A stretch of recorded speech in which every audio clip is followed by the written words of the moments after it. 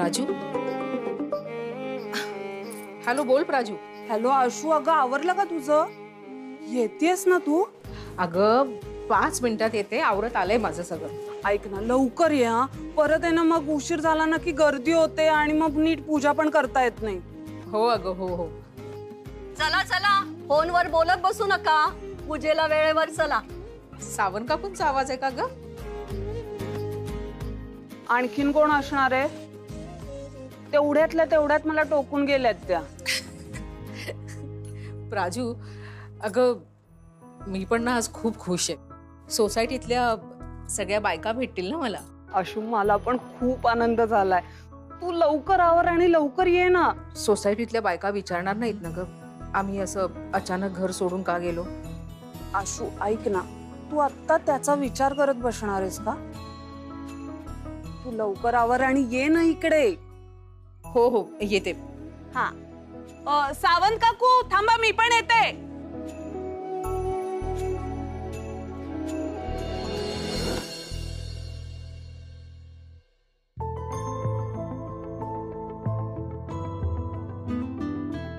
किती सुंदर दिसतेस ग, व्हेरी ब्युटिफुल. कौतुक पुरे.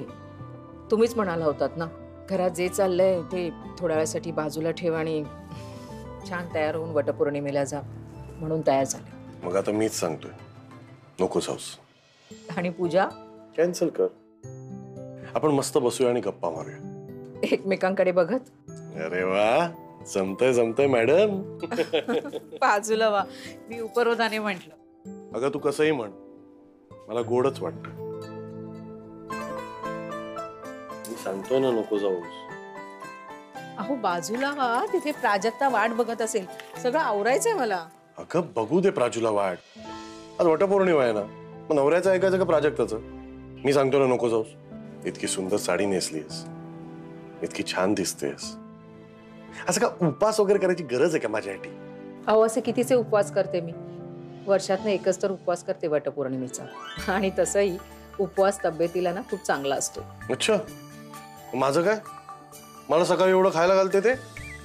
मलाही नकोय काय जेवण वगैरे. मी उपवास करणार तुझ्याबरोबर. असं काय करता हो? तुम्ही जेवायलाच पाहिजे.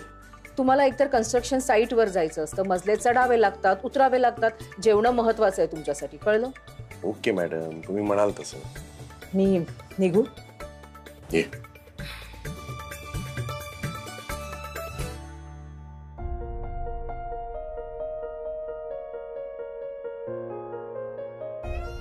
तूही बाहेर चालली आहेस, मीही बाहेर जातोय, म्हणून पाय निघत नाही ना घरात ना तुझा. मयू, ऐक माझं इकडे. सतत तिला पाहऱ्याखाली ठेवणार आहेस का तू? तिलाही थोडी स्पेस द्यायला हवी ना आपण. आणि आता तिच्याकडे मोबाईल नाहीये, ती बाहेर जाणार नाहीये, मग का टेन्शन घेतेस तू? मयू, काल मला जे काही बोलली ना, त्याच्यामुळे खूप अस्वस्थ व्हायला झालंय. अश्विनी, आपण तिलाही थोडा वेळ द्यायला हवा ना ग. समजून घे जरा. तू नको टेन्शन घेऊस या सगळ्या गोष्टीचं.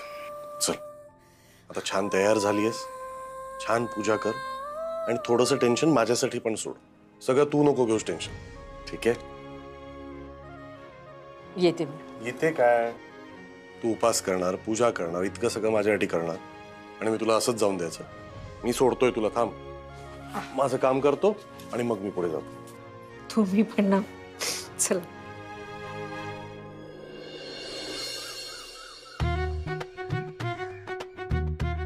काय हे बाई, ऊन किती उकडतंय म्हणून सांगू. आणि त्या जरीच्या साड्या. आपण पूजा सुरू करूया का? हो हो, चला चला. हो, तसंही आपण पूजाच करायला आलो आहोत, हो की नाही का? हो ना. आपण असं करूया, आधी सगळ्यांनी पूजा करून घेऊ आणि नंतर मग आपण सगळ्या मिळून फेरे मारूया.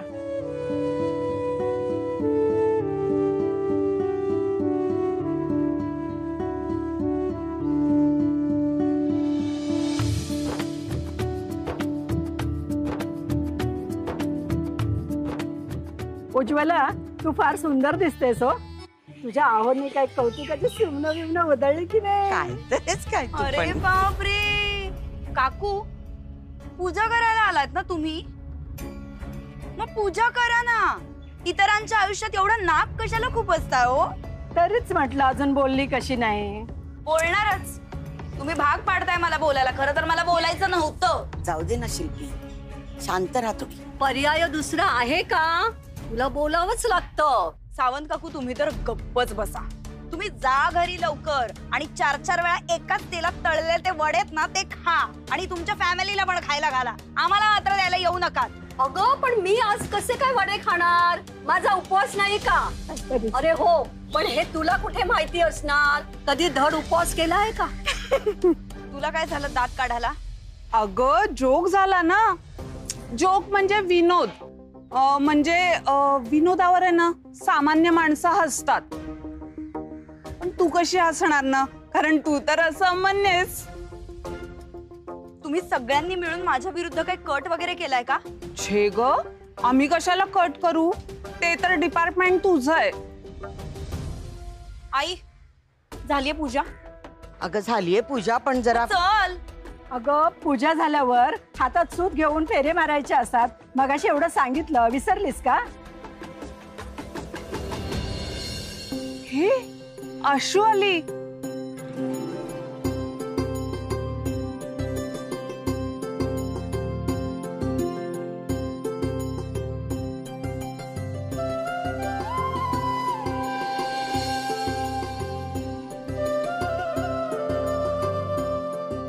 अश्विनी, तू किती छान तयार होऊन आलीयस ग. फार छान दिसतेस. संसार सुखाचा चालू असला आणि आपल्या नवऱ्याचा आपल्यावर प्रेम असला ना की ते तेज आहे ना आपोआपच चेहऱ्यावर येतं. काय हो काकू तुम्ही पण. खरं सांगू का, तुम्हा सगळ्यांना भेटून ना मला खूप आनंद झालाय. ए अश्विनी, कसं आहे ग तुझं तिकडचं घर? घर ना मस्त आहे तिचं घर. तुम्हाला माहितीये का, ती सोसायटी सोडून गेली असली ना तरी आपल्या कोणाला विसरली नाही. प्रत्येकाची चौकशी करते ती. आम्ही ऐकलंय हो अश्विनी, तुझं पार्लर खूप जोरात सुरू आहे म्हणतात. इतका वेळ काढून सुद्धा आमची चौकशी करतेस तू प्राजक्ताकडे, अशी प्राजक्ता म्हणाली. खूप कौतुक आहे हो अश्विनी तुझं. कौतुक तर करायलाच हवं. कुला घेऊन ती नाशिकला गेली होती ना, तिथे कुला भरपूर बक्षिसं मिळाली. आई तशी मुलगी, दोघे मिळून नाव उज्ज्वल करणारच.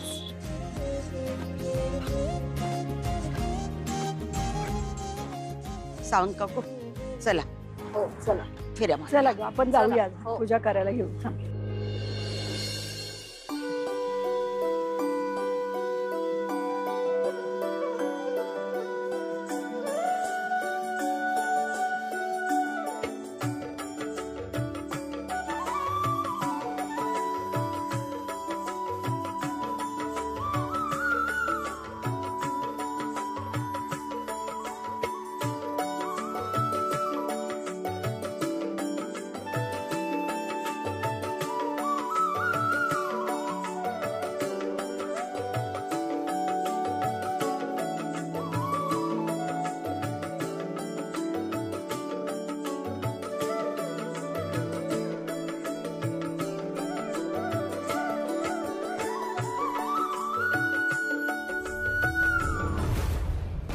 आई हळू. अश्विनी, माझ्यावर रागवलीस तर नाही ना? नाही, मुलं आपल्या आईवर रागवतात का कधी? चला सांभाळू ना पण.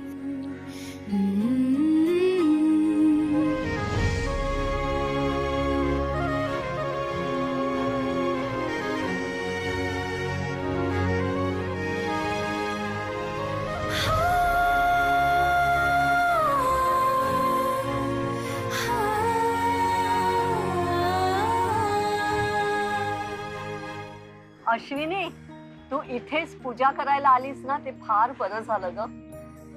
तुम्ही वेगवेगळे राहत असून देखील इतक्या वर्षाची परंपरा तू काही मोडली नाहीस. शेवटी काय आहे ना, नात्यांचे बंध हे असे सहजासहजी तुटत नसतात. खरं म्हणजे नवीन घरात राहायला जाणं आणि पुन्हा नव्याने सुरुवात करणं सोपं नसतं हो, पण आपली अश्विनी मार्गी लागली. हो ना, अश्विनीचं सगळं व्यवस्थित चालू आहे हे ऐकून फार बरं वाटलं. काय ना, आशूचं कधीच वाईट होणार नाहीये. नाही, तिनं सगळ्यांसाठी कारण चांगलंच केलंय ना, सगळ्यांचा चांगलाच विचार केलाय. त्यामुळे ना लोकांचे चांगले आशीर्वाद तिच्या पाठीशी आहे. त्यामुळे तिचं कधीच वाईट होणार नाहीये. आई, झाली का तुझी पूजा? का दिवसभर आता इथेच थांबणार आहेस? मला कामं असतात, ऑफिसला जायचंय मला. तुमच्यासारखी रिकाम टेकडी बसलेली नाहीये मी.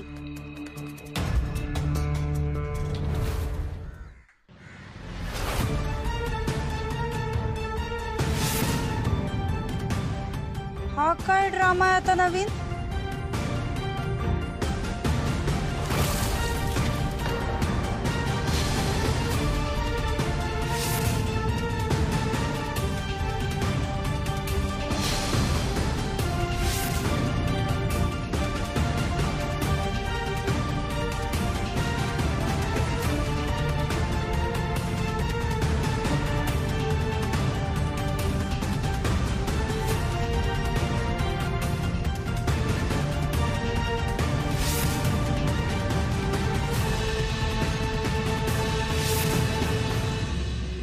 मयुरी, नाही छान दिसतेस, पण हा काय ड्रामा आहे?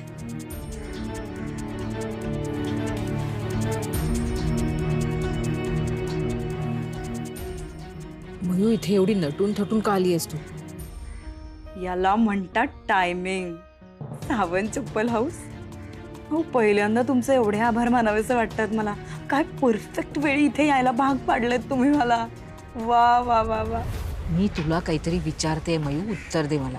तुम्ही सगळे ज्यासाठी आलायत ना त्यासाठीच आली आहे मी आई. वटपौर्णिमा आहे ना आज. हो मयू, तू हे काय बोलतेयस? हो प्राजू मावशी, मला कळतंय. मी वटपौर्णिमेसाठीच इथे आले. सावित्रीने तिच्या नवऱ्यासाठी ही पूजा केली होती ना आई. आणि सगळ्या बायका त्यांच्या नवऱ्यांना दीर्घायुष्य मिळावं म्हणून ही पूजा करतात ना. मी त्यासाठीच आले. सिक्सरवर सिक्सर मारतीयस ग मयुरी. लव यू. हे सगळं ना आपण घरी जाऊन बोलूया. आता घरी चल. आई थांब. मयू, तुला कायम मी प्रतीकच्या बाबतीत बालिशपणा करते असंच वाटतंय ना. तुला आज कळेल की मी किती सिरियस आहे त्याच्या बाबतीत. मी आज इथे पूजा करणार आहे आणि सगळ्यांच्या समोर करणार आहे आई. मयू, तुमचं फक्त प्रेम आहे, तुमचं लग्न नाही झालेलं. तू एवढं टोकाचं का वागतेस? कारण ना ही भाग पडते मला टोकाचं वागायला. राजू मावशी, मी प्रतीकशिवाय कोणाचाच विचार करू शकत नाही का? पण हे ना समजतच नाहीये यांना. आणि यांनी माझं लग्न लावून दिलं नसेल ना तरी तोच सर्वस्व आहे माझ्यासाठी. हे बघ, तुझ्या मनात जे काही आहे ना ते सध्या तरी मनातच ठेव. चार चौघांसमोर पूजा वगैरे करायची काहीच गरज नाहीये. तू असं काहीही वागू नकोस की ज्याच्यामुळे ना तुझ्या आईबाबांची मान खाली जाईल. अगं मी करणारच नव्हते, पण यांचा ना विश्वासच नाहीये ना माझ्यावर. पण मी पण आता कोणाचाच विचार करणार नाही. मी आता फक्त माझा आणि प्रतीकचा विचार करणार आहे.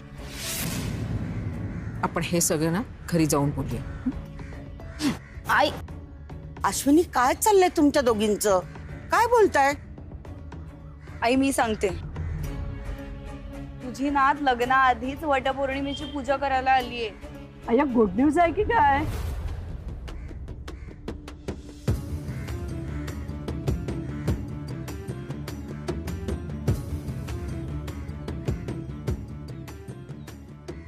काय ग अश्विनी, बोलली नाहीस?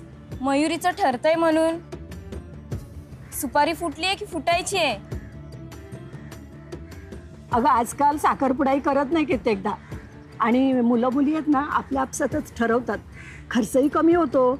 अश्विनी, लव्ह मॅरेज आहे काय ग? नाही हो, तसं काही नाही. अजून मयुरीचं कॉलेज संपलं नाहीये. कॉलेज संपलं ना की मग स्थळं बघायला सुरुवात करू. पण काय आहे, मुलींना रीतिरिवाज पद्धती या आधीच शिकवायला नकोत का? म्हणून अश्विनीला म्हटलं तिला पूजेला येताना घेऊन ये म्हणून. हो का ग मयू, फक्त शिकण्यासाठीच साडी नेसून आलीयस? आता तिचं कौतुक करून प्रोत्साहन द्यायचं की तिचे पाय खेचायचे? प्राजक्ता, दाखव तिला पूजा कशी करायची ती. हो सांगते. हे बघ, आधी आहे ना असं हळद कुंकू घ्यायचं आणि व्हायचं. आता ते वाण ठेवायचं सांग. हा फळ ते दाखव. आणि हे फळ घ्यायचं आणि असं व्हायचं. आजी नातीला इतकं मनापासून शिकवतेय पण सुनेला काही फार ते पटलंय असं वाटत नाहीये. काय झालंय वहिनी, एवढी इरिटेट का झालीयस? हा, कसलं टेन्शन आलं तुला इतकं? आता ते सूत घ्यायचं आणि वडाला फेरी मारायची. हे बघ, हे सूत असं घ्यायचं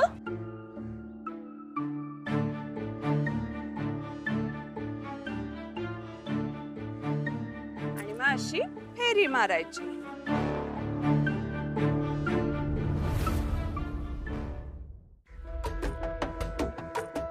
ये मयुरी, ये खाली ये. मी तुला वटपौर्णिमेची कथा सांगते. मयू, आजी कथा सांगतीये. चल चल चल चल चल खाली चल. तुम्ही सगळं काय करतायत ना ते माहिती आहे मला. हो, आम्ही तुला पूजा सांगतोय हे तुला कळलं ते फार बरं झालं बाई. आजी तू ना मध्ये पडू नकोस आता. अगं चाली रे, ती नातीला आजीने नाही सांगायच्या तर कोणी सांगायच्या?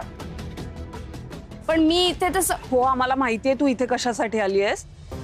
अगं पण तू हे परत एकदा सांगायला गेलीस ना तर लोकांना वाटेल की तू आहे ना लग्नासाठी उतावीळ झाली आहेस म्हणून. तुमच्या ओळखीत चांगलं स्थळ असेल ना ते नक्की सांगा. काही गरज नाहीये.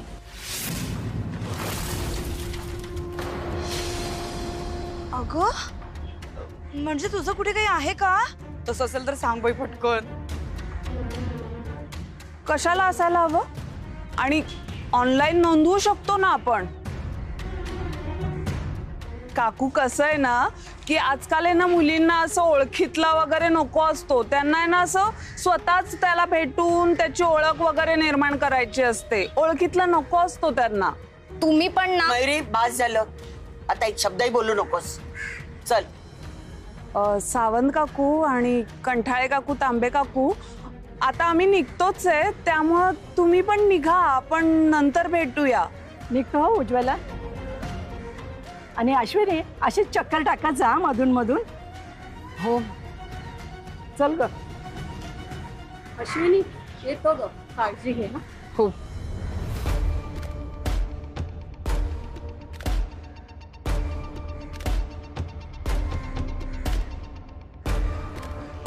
आत्ताच्या आत्ता घरी चालायचं. खूप झालंय, चल.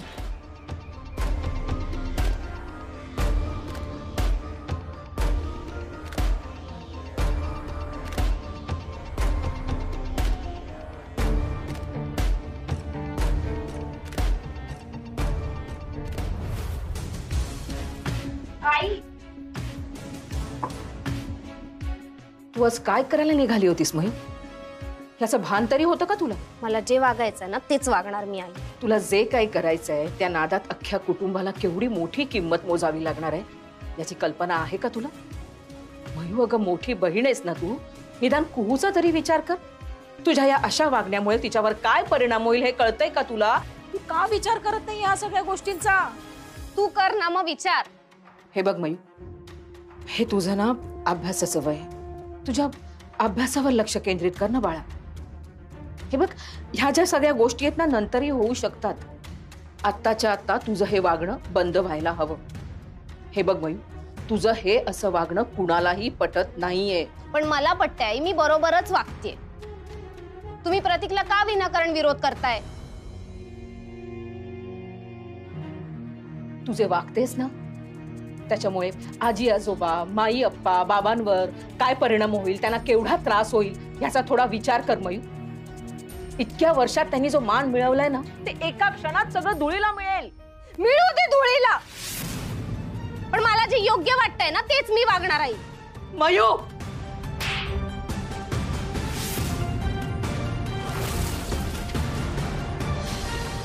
आई मला वाटलं होतं की या जगातनं तू एकटीच मला समजून घेऊ शकतेस, पण नाही, तूही मला नाही समजून घेऊ शकत.